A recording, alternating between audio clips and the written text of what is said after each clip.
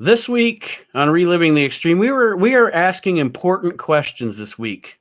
The most important is, Jason Knight, do you have money? Do you have money, Jason Knight? Hello, everybody. Nate Maxon here with you, along with my brother Aaron. Hello. And ECW's Chad Austin. Somebody better go over there and check Aaron for a pulse. I'm awake, man. That was a hell of a hello. Hell, I think you thought about it. This week we are reviewing the episode of ECW from October the 26th, 1993. And I don't want to say doozy. I don't know that it was necessarily a doozy. It was there. It was a doozy for a couple. It was a doozy for a couple of reasons, but I know why they were doozies. Put it that way. Okay. They were well placed. They were well placed doozies. Sprinkling well placed doozies around the yard. Yeah, it's the finishing product of a work in progress. Well, that being said, gentlemen, anything we want to talk about before we dig into this this sprinkle of doozies? Aaron? Not really. I don't really have anything. Just was gonna get into the show, unless you guys had things to plug or anything like that. Well, I'll do that in a little while. Yeah, we kind of do that at the end of the show, Aaron. Wake up. Are you sure this is Aaron? Well, they did. I do like the opening of this show where they were doing the last week you missed. I thought that was neat, going through the segments and then saying last week, if you didn't watch us last week, you missed this and you missed that. And it was a nifty little way to start the show, I think. It was. I liked the other way better last week. And what way was when that? When they did this is what you're gonna see, like when they were showing the different things that were coming up on the show. I like that better than the you missed it thing. No, I mean, that was the best way to put over last week. I mean, because I wrote, remember how Joey Styles said, like, if you missed last week, you missed like, a great show or whatever. I wrote, like, if you missed last week, you missed the mediocre show. But they showed you like the highlights of a mediocre show, and it made you almost feel like you did miss something. Right. If you didn't watch it, right? I mean, that's the impression that I got. Other than that I love Joey Styles in green. I mean, that one great with the backdrop for the set and everything. I mean, Joey rocking the Eagles sweatshirt in the Eagles nest at the ECW arena. We finally got to the point where they have Joey supposedly broadcasting while the show is going on behind him with the crowd noise. And the monitor, I love the monitor gimmick. I mean, as we talk further about this, I'm gonna start bringing some more stuff into light that I hope I can remember. That I just remember certain things about this that I was like, see, that's what Paulie is going for, And I mean, it's to making the most out of nothing, Right? It's a shoestring budget. He's got to do what he's got to do. And that was a great way to use footage from a show that last week was basically a miss, in a wrestling fan's eyes as far as being great. But when you show this Tasmaniac suplexing Tommy Dreamer on the floor, and all the other stuff, and then it just kind of was like, wow. I mean, but it's the same thing. It's the same thing like I always bitch about when they advertise Monday Night Raw during SmackDown. You're advertising to the wrestling fans that are already watching wrestling. Right. Everybody already saw it. Yeah. Well, and it's like you said, making the most of what you've got and trying to create some hype for your promotion. There's nothing wrong with that. And I thought Joey looked like a geek. He did look like a geek. It's an absolute like Joey should always be in a suit. It's like don't sully Joey. Don't sully him. Don't make him a fucking prick. Yeah. Like, just let him be Joey Styles. Yeah, he did look pretty silly in that fucking Sully shirt. Surprised he didn't have a foam finger. Yeah, that was bad. I didn't like he that. didn't show up in the studio and bring him like a gift.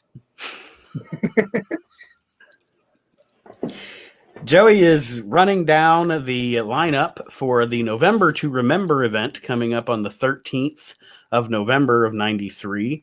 The main event, a tag team match. I thought Road Warrior Hawk was gone, but apparently he's not. Road Warrior Hawk and Sabu against Terry Funk and a mystery opponent. And I don't have any idea who that winds up being, to be honest with you. Well, wasn't Road Warrior Hawk, wasn't he supposed to either go back to WCW or was he done WCW and he was on his way to Japan?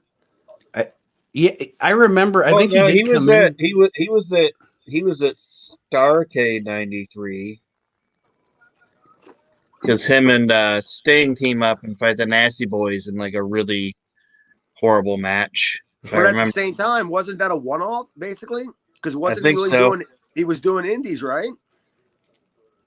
I believe so. Yeah, so that probably just happened to be like Paul got a hold of him somehow and it caught him in between dates. That's what I would say, because when's the last time we brought up Road Warrior Hawk's name on the show? Yeah, that was during the awful Fireball angle with Eddie Gilbert, I think, was the last time. He was out selling that injury. And they're also going to have a shoot fight between Tommy Cairo, who's now a shoot fighter. He's been to Japan. He's a shoot fighter. Against Kevin Sullivan coming up at November to Remember. And then Kevin Sullivan does a promo from the set of Baywatch, apparently. No, I thought he was in his high chair. I thought he was in. He was just at the dinner table. He was having lunch. Yeah. I want my num-nums. Yeah, Nancy put him in his high chair for Din Din. That's what I thought was going on. Give me my dinosaur nuggets right now. I wonder if he just owns like a lifeguard. A Buddha Dean. I need a belly washer. Is that what he's waiting for? He's sitting up there waiting for a Buddha Dean to rise from the ocean. He had to make the airplane so he can get his peas.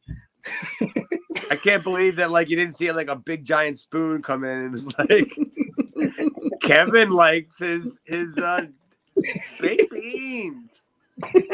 Choo choo. They're Boston baked beans. Yeah. He actually calls Abdullah the Butcher in this promo a big black whale. And then he goes, "Can I still say that?" Is that politically correct? Yeah, is that politically correct? Sullivan rambling on. He does say the word New World Order in this. I got that. Yeah, and he's also friends with Yasser Arafat. Is that what he said? Yeah, and then he also doesn't know how to pronounce Iron Man properly. If he said anything about Yasser Arafat or Iron Man, I didn't get that. I mean, he did say some stuff that I didn't have a clue of what the hell he said. But I thought he did a great job putting over Abdullah because, I mean, we don't see Abdullah again, right? I don't think so. So the footage of Abdullah could be, directed any way you want to advertise it. And they showed the clip of what they said was Kevin Sullivan defeats Abdullah the Butcher in a cage match. And that's fraudulent, right? Yeah. I mean, I guess at this point you can just change whatever narrative you want, I mean, like, rubbing Abdullah's face into the cage does not constitute him defeating Abdullah the Butcher in a cage match. Correct me if I'm wrong. No, you're absolutely right. But they can just say what they want because they figure, 6 people were watching that. So our new audience isn't even going to know the difference. I thought it was good, though. I really liked it. And I think Kevin does his best work when he's not directed, like in a sense. Mm-hmm. I like all them outside of the building and kind of promos. Yeah, because he can do as many as he wants, and he can do them whenever he wants. It's not like he's in the studio and they only have a certain amount of hours to be there to do stuff. He can just feel something come to him laying on sitting in his high chair. Something could just while he's waiting for his diaper to get changed, he can just sit there and a thought could come to him. Fantastic. I did right here. I don't know what made me do it, but Joey is so much better than Sully. I mean, sweatshirt or not, it's just so refreshing to hear him, talking about the event coming up and hyping it up. And Just such a world of difference between these two guys. Yeah, I mean, I think everything they've been doing right. I mean, in this last what was it, 3 minutes? Mm-hmm. Has been like has been kind of like a step in the right direction. Just right. I liked it all. You know, it is crappy production. It is what it is, but I mean, the intent is 100% better than the execution or the production. If that makes any sense. You know what I mean? Yeah, Yeah, absolutely. and I'd rather watch a criminally produced show with good stuff on it than a slick looking show that has nothing happening. If that makes sense. Oh, that Yeah. totally makes. Yeah, I agree. That's why I'm a big fan of Florida wrestling, because all of it was bad. Just the production made what was bad in the ring look better. The next deal we have here, Mr. Hughes has arrived in That was Mr. ECW. Hughes. It was, yes, Mr. Hughes has arrived, and he is talking about how he's going to be facing Johnny Gunn at November to Remember. Johnny Gunn and Mr. Hughes. The promo wasn't terrible, but that match is gonna be. There's no way that's gonna be a good match. Well, I can already tell you, I wasn't at this November to Remember because I was booked on a local show, a high school show, and I remember reading and seeing like the fallout from it, and there wasn't enough Band-Aids and fucking Rite Aid to fucking cover up what happened on that show. And I'm almost glad that I wasn't on that show. But I actually thought, like, I agree with Aaron. I just thought Mr. Hughes' promo was generic, but it got his point across. Yeah, and he did a good job. He did a good job of using what he had done WCW and the WWF to, this is the reputation I bring with me. I laid out the Undertaker. I put Paul Bearer on the shelf. I was Lex Luger's bodyguard, et cetera, et cetera. He did a good job of putting himself over and putting over his past and his gimmick. That's the whole entire premise of the promo. It's the what, where, why, when, and how. Mm-hmm. He did it all because, I mean, if I'm not mistaken, that may have even been in Maryland where he did that promo at. Because I now that I started seeing some of these we're getting there now anyway. The Jason stuff for him talking to other people, that was either shot in Maryland or it was shot in like upstate Pennsylvania, New York somewhere. Because I remember them shows and weekends of shows that we all had a bunch of weekends of shows together, and a lot of the guys were integrated. So guys were coming and going, So it could have been there. I liked it. I mean, I thought Mr. Hughes was credible. I mean, his reputation, if you knew him, wasn't that spectacular. But but his what he's done, his body of work spoke for itself. Is he the guy that I've heard had narcolepsy? Like where he just fall asleep? Oh, I thought it was narcotics-alepsy. I don't know. Jericho said in his book that Mr. Hughes had narcolepsy and would fall asleep. Like during a match? Like when he said when he'd manage it, like when he was when Hughes was Jericho's manager in WWF for a while in 99, he said Hughes would just be on the outside or on the corner and then would just fall asleep. Well, I mean, maybe Jericho wasn't that good in the ring. Yeah. I was gonna say, couldn't have been what was going on in the ring. I don't know. He's just trying to pass the heat. He comes busting to the curtain after a bad match with The Rock, and he's yelling about, "God damn, Mr. Hughes fell asleep during the match." Narcoleptic prick. Yes, you're on the list. Yes, great minds think alike. Up next, Chad appears on ECW here, teaming up with. Sorry, one half. Chad is one half of Twisted Steel and Sex Appeal now. No. I didn't say I was one half. I said I was teaming up with one half of. Now it was Twisted Steel, Sex Appeal, and me, the third wheel. That's the new name of the group apparently. Donnie Allen is who we're referring to. Hervey. Ixnay. Alvita Zane Hervé, you're out of here. Against the Bad Breed here in this matchup. That was some pretty big shoes to fill. I mean, literally, there was way more pressure on that than you guys think it was. Because not only was I wrestling the Bad Breed in their highlight match and their featured match on the show, I was also filling the shoes of her Ernesto. I mean, I'm teaming up with Donnie Allen. Like, I'm taking Ernesto's place. It was hard to sleep. I was antsy backstage. Lots of pressure. Now you know how Stan Lane felt. Oh, of course. Big shoes. I don't know. I mean, again, you guys took it way too easy on me last week with my match with Snuka, because I'm not sure you guys thought that I could take it or whatever. But yeah, if you want, I'll lay out and you can just blast me on your horn during this, because I got a bunch of notes of what I thought. I actually I don't have a lot on the match itself, just that it was a squash. And it was a squash. But I also everything that Ian did looked terrible. Like, he did nothing good in it. Like, that clothesline that he did to the outside of the ring was terrible. He did the classic, and it's not his fault. It's just the way shit was. There wasn't anybody to tell anybody any different. He had to get his shit in. Axel's getting his shit in is getting his shit in a different way. You know how he would do something small, make it seem big, and go to the hard camera, or or point to the fans, or do something. Ian was just, I'll do this, and then I'm going to do this, and because I did that, now watch this. And it was just too much too soon.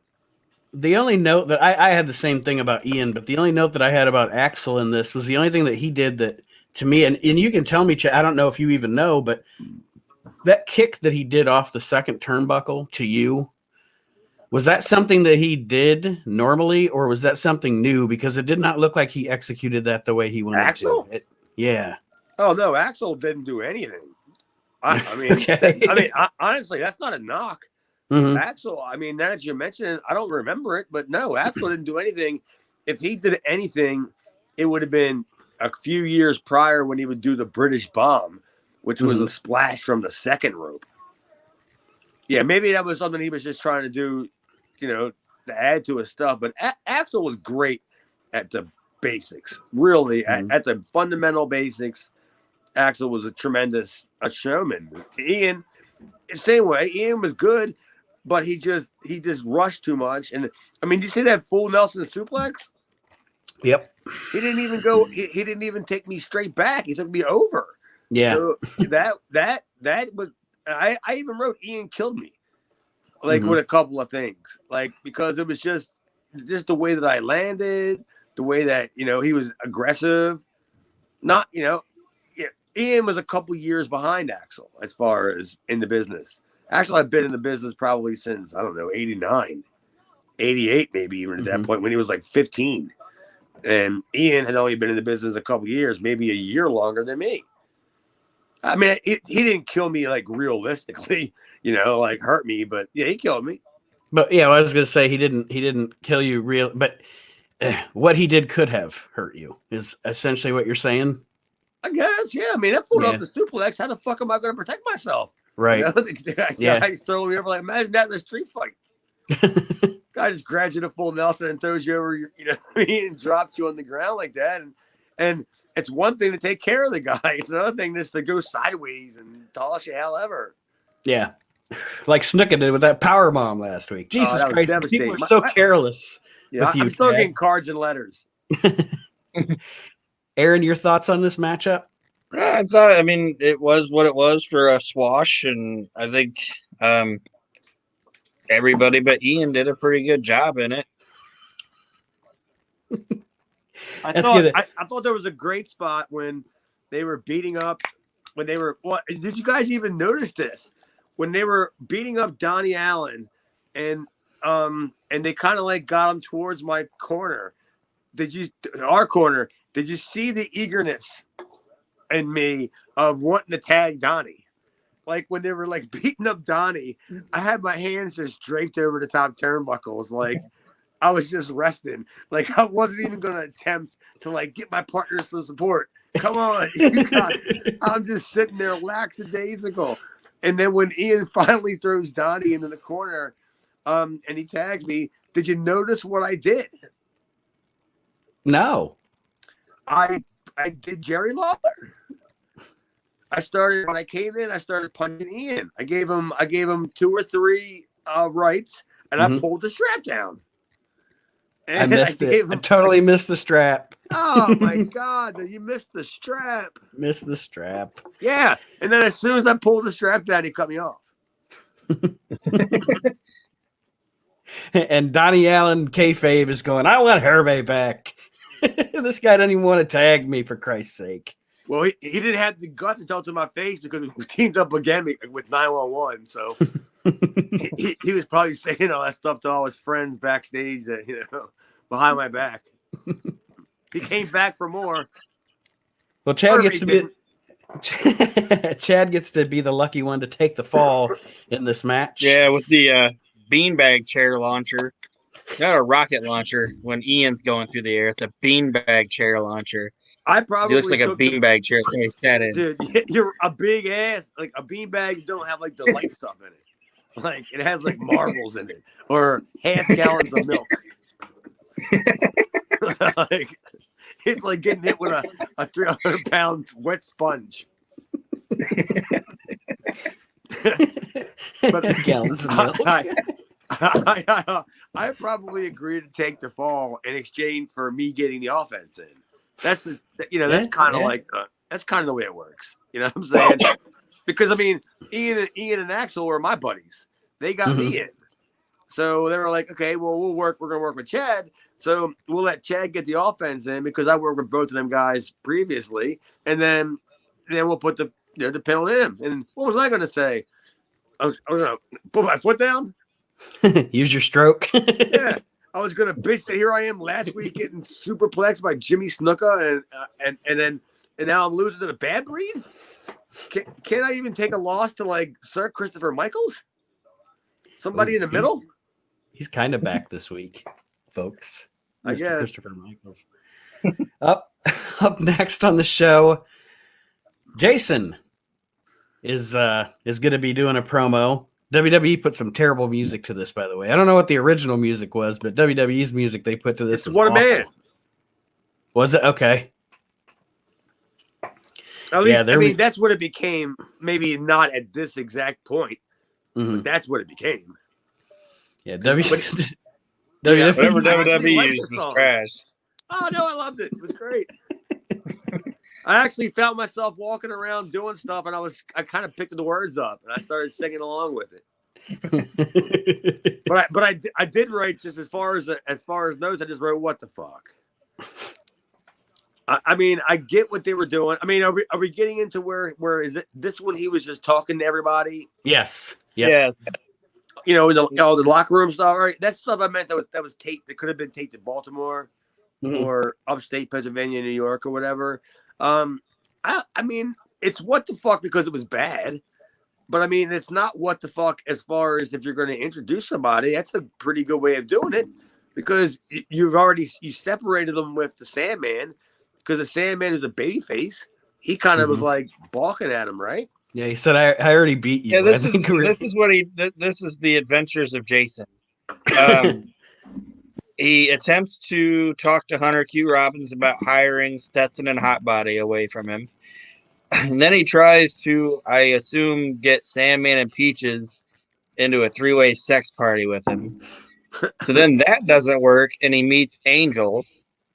And Angel says, "Do you have any money?" And he goes, "Oh yeah, and I'm not gonna manage you, but I'm gonna do something else." So I'm assuming it's anal. I don't. And then I think it was more than that, and I think my truck was involved. And then he asks Mr. Hughes if he wants to talk, and Mr. Hughes just says, "Do you have money?" And then that's the end of the conversation. And then where the fuck did the Warlord come from? Yeah, I was like, I had Warlord question mark. That's exactly how I knew that where these shows were taped. because I think it was Warlord versus Road Warrior Hawk was the Metal Maniac Snuka. Like at that time, Mm-hmm. that was the traveling match, and that's why I say we booked it here in Baltimore, and they probably booked a Friday, Saturday, Sunday thing, a whole entire weekend thing. So that's what the Warlord is the one that tipped me off is like, oh, I think I know when these were filmed. Yeah, because I'm pretty sure Warlord was never in the ECW arena. I'm gonna go out on a limb here and say that. Yeah, I don't know. Unless he paid $20. But like I said earlier at the beginning of the show, that's where I said we're going to answer that great question. Jason, do you have money? Because that was generally the consensus, him going around here. I love Hughes. Is like they do. I actually really liked the Hughes thing because they were doing the thing where it was like Hughes was about to cut his promo or whatever, and Jason walks up, and Hughes is just like, "You got money?" I thought it was funny. And then he puts his hand over the camera and says, "End the conversation." Yeah. It sounds like Jason got mugged. Except his suit didn't get messed up. I thought the Angel one was funny because he walked up and he's like, "Oh no, I don't want to manage you." Like, no, like not at all. That's not why I'm here.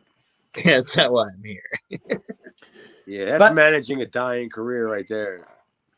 I don't like the way that Mr. Hughes went out. I mean, he's what's this? This is October, so November. What is it? Maybe in December, he's probably gone at this point. And he left. It was ugly, him leaving.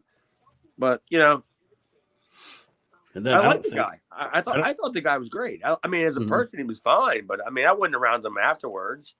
And that's why he wasn't around long. It was afterwards. And like you said, Chad, this wasn't wonderful. But if you're trying to establish this character and what he is, again, working with what we have, this is a way of establishing this new manager, in the ECW and slowly but surely, eventually getting rid of that damn Hunter Q. We thought Paulie did it, but Hunter Q just hangs on like grim death. But there he is, still there. But hopefully we won't have to see him much longer. He's still carrying pieces of the ring from when the Canadian Wolfman was tearing it down. Now they're just down to the nuts and the bolts, putting it in the other bad thing too is that Hunter Q and Jason are supposed to be the managers or whatever, and they like towered over the tag champs. Like they were like so much taller. Like that was one thing I noticed. Like that's not good. It's like putting Slick with Kevin Sullivan. Yeah. So here we go. Guess who's in the next segment? Fortunately, I shouldn't say unfortunately. Fortunately, he's pretty much just a dust bunny on the mat during this segment. Sir Christopher Michaels versus Rockin' Rebel. I don't know if we joined this in progress or if that was how the match started. I guess I was kind of confused on that, but he just attacked him during the break, is what they said. Oh, really? Is that what you think? Like my first notice, I hope Rebel Sal Balomos this son of a bitch. Like just break his orbital fucking socket. Yeah. I mean the only thing that came out of this was there was a good joke in there where Joey Styles said something about Christopher Michaels getting revenge on the guy that ended Sal Balomos' career. And I was like, well, why is that a bad thing? that Rebel ended Sal Balomos' career. Like, well, I was like, he was doing us a favor. Sal seemed last week like he was just enjoying life. I mean, he was happy as can be. All the children's kids. Well, we do the whole routine in this match for the Rebel. He does I got you with the DDT and 1-2 pulls him up. Got you with a pile driver, 1-2 pulls him up, and then he decides he's going to Balomo Sir Christopher Michaels. Yeah, and see, the people weren't mad that he was beating on Michaels. They were mad because he kept extending a Chris Michaels match. I think I was a second ahead of you, Aaron, because I think I was finishing your joke for you. He was trying to get heat. It's not that they were sympathetic to Chris Michaels. It was just that they didn't want to see Chris Michaels. They just wanted, they literally wanted it to end. It They're wasn't. like, come on, man. Well, then, of course, Rebel's going to hit Chris Michaels with the chair, and Joey. God bless Joey putting this shit over, man. God bless him. Did you see what happened when he dropped the chair, though? It killed Jim Molyneux. Yeah, he dropped it on Jim Molyneux's fucking face. He put fucking Jim Molyneux out of business. He sees Sal Balomo in the crowd, and that's why he drops the chair. Yes, this is really happening, ladies and gentlemen. And then Sal Balomo chases Rockin' Rebel out of the ECW arena. Well, and his face is entirely taped up to sell it, but like you said last week, he wasn't wearing anything on his face. Well, that was okay. That was Getty. That was Getty Images. There was a credit at the end of the show you probably didn't see. I just thought that. I mean, maybe you guys don't. I don't know if you guys see it the way I see it, but this whole entire next few minutes, it's the exact way that if you have to use these people, for budget reasons or whatever, this is the way you use these people. Yeah. With the next, whatever couple segments that we're getting ready to discuss that these shows, it's basically a recap show. Is what we're doing, but that's the way you do it. Because we've already saw the Tommy Cairo against Jimmy Snuka experiment. I mean, 5 or 6 times. I don't know. The Super Destroyers. The Super Destroyers. Yeah. Obviously, they got nowhere. Use them against each other and utilize their strengths. That's pretty much the way I look at it. And I thought it made everybody that was in the segment look pretty decent. Even Balomo. What did you think? What did you think about poor Joey Styles having to be so exuberant about Sal Balomo? He went on for 3 minutes about how he was so happy that Sal Balomo was back. He said, "This is the most exciting and emotional thing I've seen in my short career broadcasting wrestling." Really? I almost wish Sal never left. He's got the crocodile tears, and he's just so exuberant and happy that Sal Balomo made his triumphant return to the ECW arena. Joey, aren't we all? He had on his Bermuda shorts.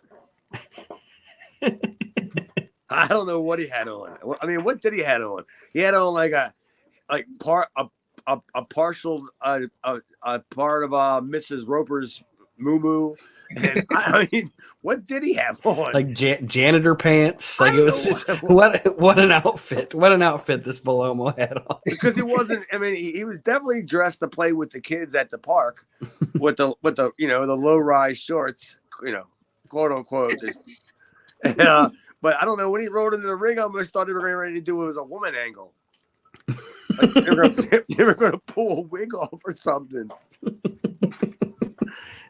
But Balomo, as bad as he was, or whatever he is, the people in Philadelphia, he was one of the guys that the people actually kind of liked. Because they knew that he was somebody. He wasn't anybody spectacular in the WWE, but he was somebody. He was on a lot of Spectrum cards. Yeah, so they knew him, and he had respect. So it was I don't know why he left, and I wish he wouldn't have left, because he could have been He could have been the Sand. Well, I don't know about the Sandman. Can you imagine fast forward 3-4 years and put him with Jim Mitchell and Mikey Whipwreck and Tajiri and just put Sal Balomo into that mix? Come on. That'd be fucking great. I put him with Balls Mahoney. It would be like Gypsy Joe against New Jack. Have you ever seen that? Oh God, yes. Yeah. It's just Balls just beating him over the head with a chair. And the poor guy just not knowing why are you hitting me so hard? You said the Rockin' Rebel. What's your problem, Balls? Yeah, but he's not selling it. Even though he's getting his head caved in, he's just going, "Hey, What's the matter, you? What's the matter, you balls? Oh, fantastic. Now we're gonna recap. He thinks balls is his middle name and his first name's Meat. Meatballs Mahoney. La Familia. It's a whole nother gimmick.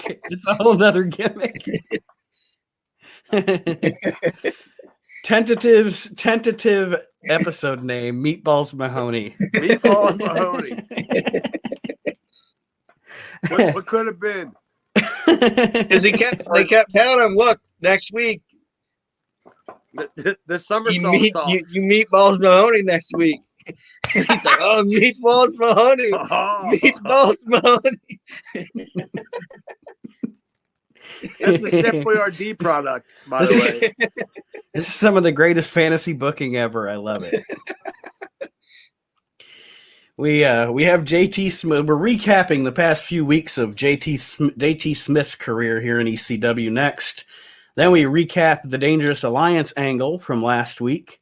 And then I think this is a really good promo from Paulie that we roll into. Yeah, I mean, I'll wait. He brings up Beavis and Butthead and baseball and calls everybody in Pennsylvania stupid. I mean, it was a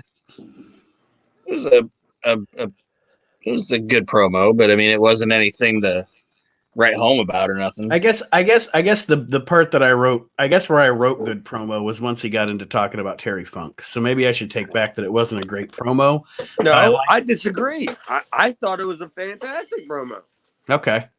I The part about Terry Funk was my favorite part, I guess, when he got intense talking about Terry Funk. I really enjoyed that for sure.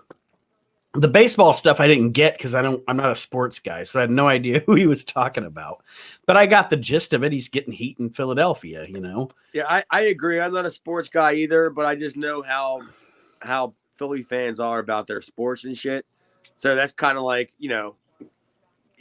calling old people old at a fucking senior citizens home. Right. Or, or making a snide joke at a Make-A-Wish kind of thing. But yeah, I mean, I thought it was great because I knew exactly what was going on here. They just take 4 weeks of television and Paul is making the best that he can out of whatever he has. And he knows he has to fill the rest of this goddamn show. There's only been one match. Yeah. One real match. And that's the abortion with me in it. I mean, seriously, you're going to highlight one match on the show and you're going to kill me? I mean, what the hell did I do to you? But you know what I mean? That's why I knew that could you do it if you were put on the spot? Cut a 4-minute promo? Just because you got to fill time? Shit, there's guys that can't even talk for 10 seconds. Right. Much less 4 minutes. And Paul can do that. So, I mean, maybe you didn't like it for different reasons, Aaron. I mean, maybe that's why, or even, I don't know if you like to name it, but that's where I liked it because I knew that he had to do this. Like I said, I really enjoyed it. I really enjoyed it down the stretch when he started getting into talking about Terry Funk and taking the digs at Terry Funk about being old and the the intensity. Paulie Dangerously, we know what we're dealing with here. We know how good he is. But it's not like I completely hated it or anything. I just thought it was. I mean, he did a good Hawk impersonation. I think it's a pretty good Hawk imitation, and like I said, I mean, it was good. I've obviously seen better promos or whatever that I enjoyed from Paul, but this was good. And after that, Todd Gordon is sitting in his office with his baseball cap on, talking about Sal Balomo and how he's not cleared to wrestle. But ECW's not for everyone. Tell me again, Todd. It ain't for everyone. And they're going to have a non-sanctioned match between Rock and Rebel. Non-sanctioned steel chair match. Steel chair match between Rock and Rebel and Sal Balomo at November to Remember. That's got to be a doozy. I mean, what is Todd Gordon doing in this office? I don't know. He's got a map of the pretty much a map of the globe behind him, but he runs at one venue. Swanson and Rittner. Why isn't there a big gigantic map of Philadelphia behind him instead of the whole entire globe? Like, you just have one little. Oh, look at all the places we're not gonna go, fellas. Yes. India, not gonna see us. Germany, no chance. Tokyo, forget about it. Except Tommy Cairo, he just got back from Japan. He's a shoot fighter now. I think he lost that fight, by the way. I think he got knocked out. Oh, I didn't even know it was a real thing. That was a real thing? Yeah, I think I have it. I think he works on the same show that Taz worked. Okay. I think Taz got him the gig. It was like an offshoot promotion of Wing, I think it was. I mean, I'll have to go look and research it. But yeah, I know I have at least I had the Taz show, and I'm pretty sure I had the Cairo show. And I think he got knocked out or stopped by a kick, but I think it was a work shoot company. Is that same one that like Bam Bam went over there and worked with, or no? This was like an Outlaw Mud show, right. Like shoot company, but not as bad as the Outlaw Mud shows here. Yeah. But Todd, he's out there. He's all talking about his big priority is Sal Balomo. He's not worried about his company growing. He wants Sal to get well. Him and Joey Styles are just such big Sal marks in this show, aren't they? Well, I don't think so because I'm pretty sure that Paul wrote that promo. Well, there you go. Maybe Paulie's the Sal mark here. That goes back to I can't believe Sal left. I think Paul saw Sal as something. I think he did. I wish I knew why Sal left. Maybe it was age, maybe it was family, maybe it was a bunch of reasons why. But whatever it wasn't terrible. Sal Balomo is just ridiculous enough to be fun. Like, think about the conversations we've had on this show in the past 26 weeks that we've been doing this show, and how much attention we have given to Sal amongst all the crap we had to watch. Like overall, generally Sal gets mixed to good reviews. Mixed to good reviews on this show. Let's be honest. He's like an ABC sitcom. But on the other hand, look at how much time in the recent couple of weeks we've given to Sir Christopher Michaels. True. Every once in a while, war breaks out in the Middle East. It has to take some of your coverage, I guess. But I agree, man. I said it earlier. Sal's a guy that Philly kind of embraced, and he could have been somebody. How many guys look at it? I mean, we'll get there eventually, but look at it on the surface. How many guys were there from around this period that were around the whole entire time? Not many. Exactly. But how many guys did Paul make something out of that? That went on to be some halfway decent, names from. Nunzio, Sandman, for Christ's sake. You can make a story out of that guy. You can turn water into wine. Fucking Paul's a genius. And speaking of Paulie's genius, Public Enemy is in our next segment. They're supposed to have a match, or Bad Company is supposed to have a match with Jimmy Snuka and Don Morocco. Thankfully, is this for the Eastern Championship Tag Team titles? The Eastern Seaboard? What's funny is they're they're dicking around with this thing too. Like they don't really tell you what it is. Like they're like it's a qualifying match. Now it's like a seeding match. Now it's who fucking knows what it is. But I know what it is. I know what it is. You know what it is? It's the best work Don Morocco did the entire time he was in ECW.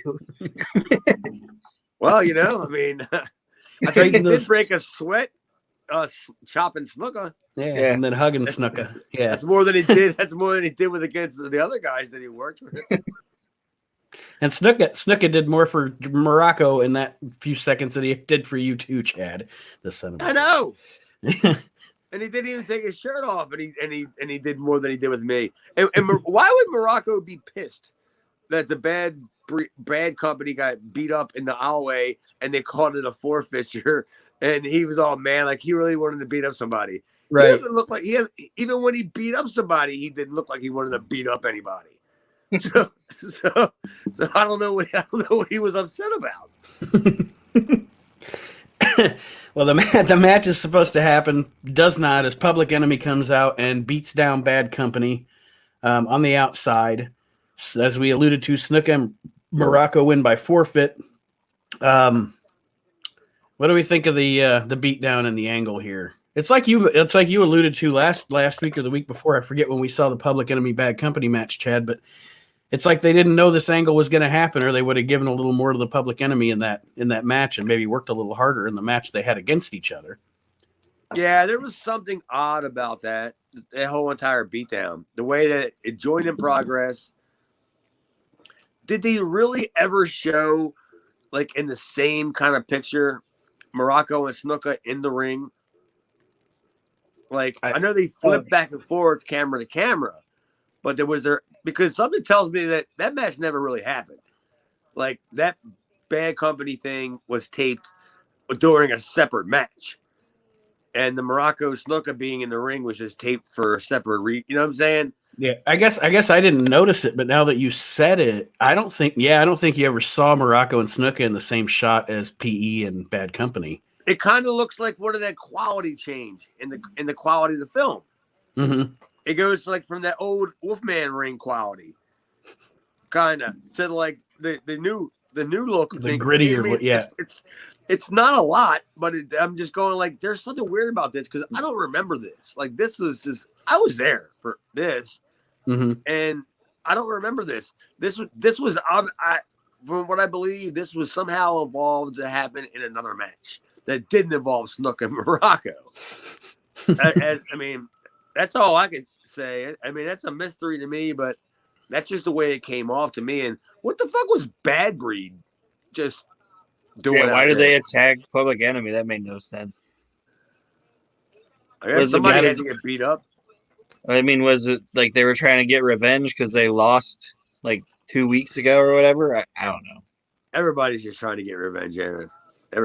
And me and Donnie Allen are trying to get revenge sooner or later on 911. It'll come. Well, actually, it already came because we're still alive, and I don't think he is. Who won? All right. Maddie in the house is next, and it's terrible. Fuck him. That's what Aaron's got. Fuck him. Yeah, dude. He's already ran his course, and he hadn't even been there a month. Yeah. I'm over this guy, and we're not done with him yet. He's going to be around quite a bit longer, I believe. At least through December. Mm-hmm. All right, moving on from that because Aaron summed 911's still alive, and if he's listening.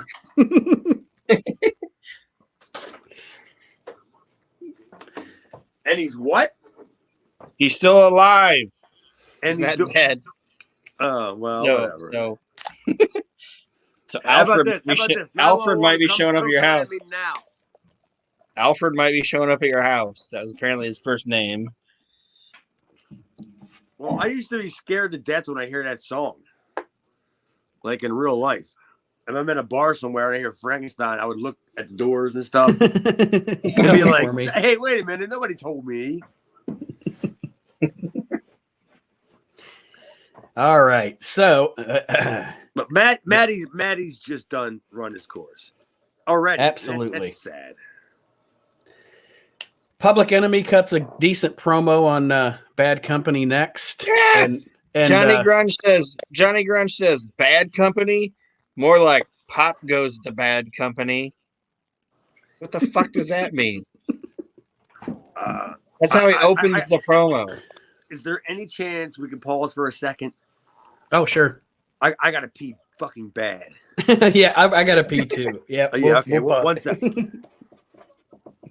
Oh shit. Me too. I'll be right back, Aaron.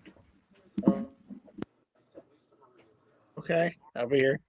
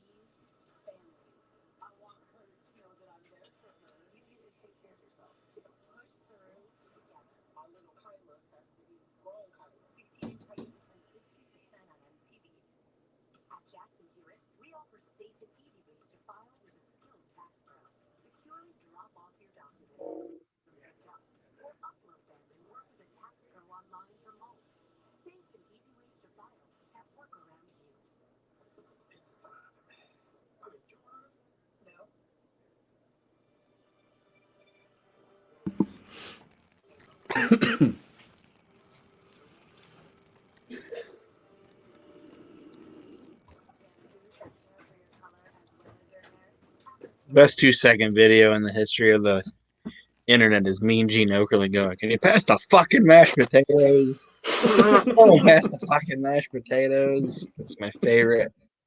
All right, I'm sorry, man. I don't know. I waited for a pause in the conversation. I had to pee too, so I was with you. I was like, yeah, off to the races. Let's do this. I don't know if you saw me, but I started standing up for a second. Like, come on, somebody pause. But yeah, okay. Where were we?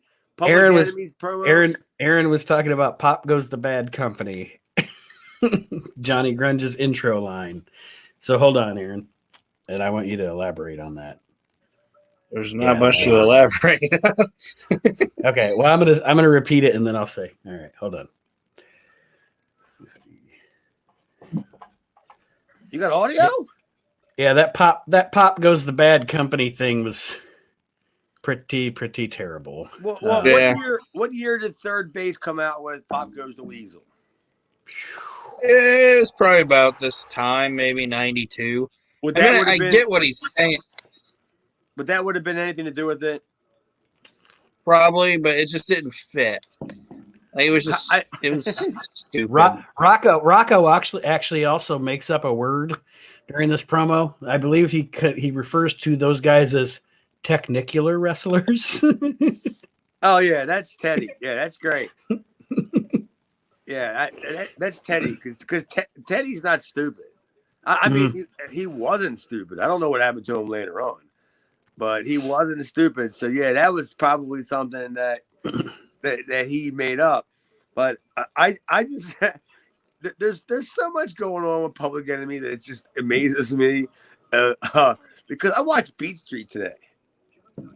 It came on at like noon, right? And I'm going like, yeah, D is like 15 years old and he's breakdancing in the subways and stuff like that. How old is Johnny Grunge and Rocco Rock that they dress like that every day? Like they're getting ready to go like do some breakdancing somewhere. God, Johnny. I think Rocco was like 42 and 93, I think. Yeah, but they wear the same outfit every day. It's just like you wake up in the morning and you hear that their alarm clock is slam, and they wake up and they go to bed and they put on the LA Lakers outfit. Let the boys be boys. Yeah, they're British night sneakers. And they're just out. Yeah. Like I can't believe. I mean, I'm thinking like, who would think this is cool? I can't believe it got over. Now that I'm much older, but yeah, when I was there, I thought it was pretty cool. But then now I'm looking at it from 30,000 feet, and it's like they're fucking grown men running around in fucking matching outfits from the fucking downtown locker room store. What the fuck? I want to see Johnny Grunge do a windmill. Well, there's our Public Enemy promo, everybody. Now, hey, look, we get a shout out for the John Arezzi convention.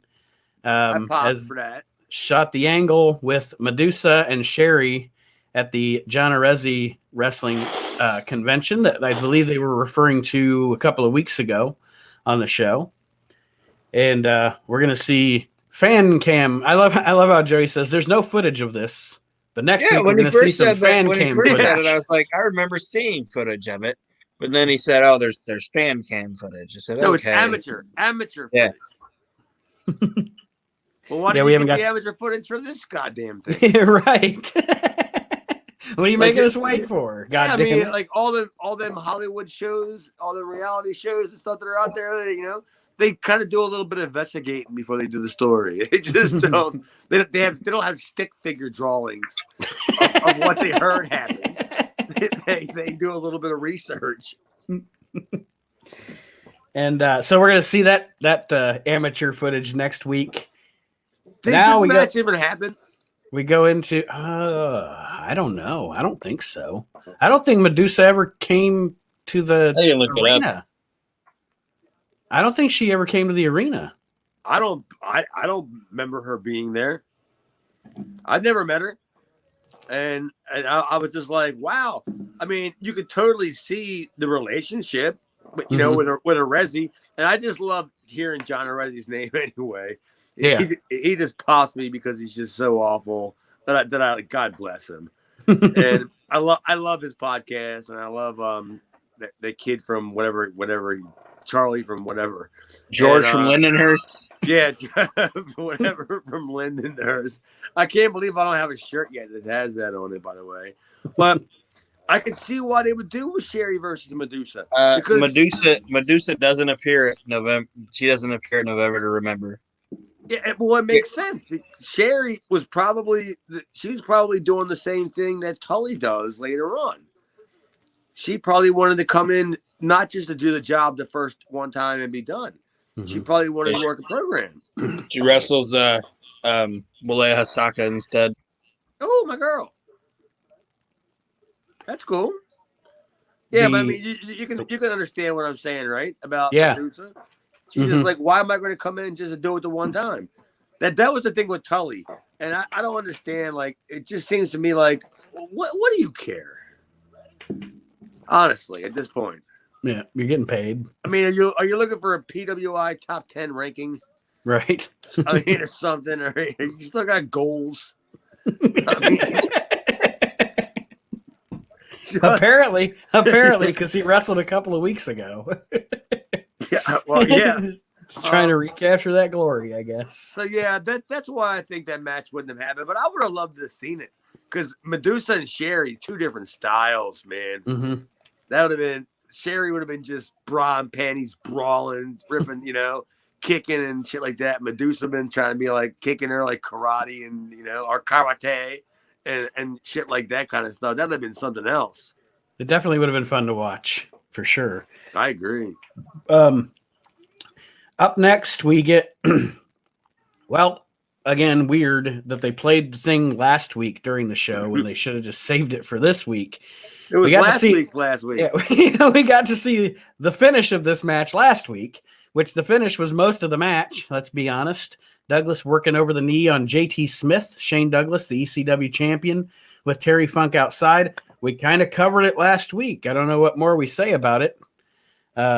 Terry Funk threw in the towel. JT threw it back at him, and Terry beat JT with his boot. Yeah. I mean, I think ECW's run out of footage and or ideas where they're already doing that this day in history. In this day in history, last week. Yeah. This day in history next week. Yes. Watch what we think's going to happen, but we're going to show it to you while we're talking about it. Yeah, it's not in case you missed it. It's like in case you saw it. Yeah. I actually I thought for a second that it wasn't a replay of last week because I kind of got up and kind of did something or whatever, and then came, and then I was like, oh, and then I'm like, oh, he's working the leg, and I'm like, well, this show was getting ready to get wrapped up. I thought Joey Styles was doing the wrap up right before the Sherry Medusa thing. Kind of thing. And I'm like, now it's Shane and JT. And then I was like, oh, no, that was from last week. Like, this whole entire show was from last week. Except for me. I got beat up You this got week. first. Yeah, you got first run. You got first run this week. Well, there it is, guys. October 26, 1993, ECW. What did we think overall? I thought it was okay. I mean, it wasn't the worst thing I've ever seen in my life, but it wasn't like, you know. It wasn't the worst thing you've ever seen in your life. Okay. I mean, is that like have you seen like people dying in a burning building or something or anything like that? Yeah, It wasn't this is that. more enjoyable than that. Yeah. I gave it a D plus. Ooh. D. I was a lot more generous than I have been in recent reviews, and for several reasons, because I thought that I like the way the show looked, like the way it was presented. How we talked about it earlier, with it being the best with the least kind of thing, and what they have, and they went ahead, they forged more storylines, they introduced new characters, and they still have 3.5 or 4 weeks with TV to do. So I liked the presentation. I thought it was a well done show for a show with no budget whatsoever. So I'm going to give it a solid D minus. I gave it a D. We were all in the same. Aaron, I think you did D plus. Chad had D minus. I gave her a D. But that's what happened there with that episode. So generally a D for ECW this week. That's what Jason did to Angel. Oh, he just did had to more than pay that. for it. He did more than that. Jesus. Well, let's find out what we're going to be witnessing next week. Last week, I think I'm on again. is this? Wait, they've got me so confused whether I'm watching next week or last week or next month or sometime back in September. Anyway, next week, Vladimir and Ivan Koloff. Here they come again. Yeah, they're back. Shane Douglas defends the ECW championship against Sabu next week. And you are correct, Chad. You're back in the ring with the Bad Breed next week, but your partner, Todd Shaw. Todd Shaw. Who the fuck is Todd Shaw? Well, he's not Todd Shaw. I'll tell you that. His name's John Crystal. Go ahead. I mean, he was, after I couldn't replace, I unsuccessfully tried to replace, the Twisted Steel, that I went out and started my own group. I got this guy named Todd Shaw, but actually he was John Crystal, and we wrestled as Crystal Light. And I brought him in my pursuit to defeat the bad breed. And let's see how this turns out. We're going to find out how that turns out next week. Plus, we will get that footage from John Arezzi's convention with Medusa and Sherry that apparently we never get a payoff for. And it looks like other than Angle stuff, that's about it for next week match-wise. So we will find out what that brings to us. I know I see Jimmy Snuka's face here on the preview, so he's got his shades on. Look like he's cutting a promo. TCB, baby, taking care of business. TCB. At least I know when we're coming to the end of Snuka is when he works streamer. Yeah, that's not too far off either. I don't. Well, then that's going to be the last we're going to see Snuka. Good. Well, ladies and gentlemen, now we will do Matty and Hunter Q with him. He'll at least take Hunter. He'll at least take Metal Maniac with him. That'll be definite. That's right, brother. Somebody's got to drive. Somebody's got to drive.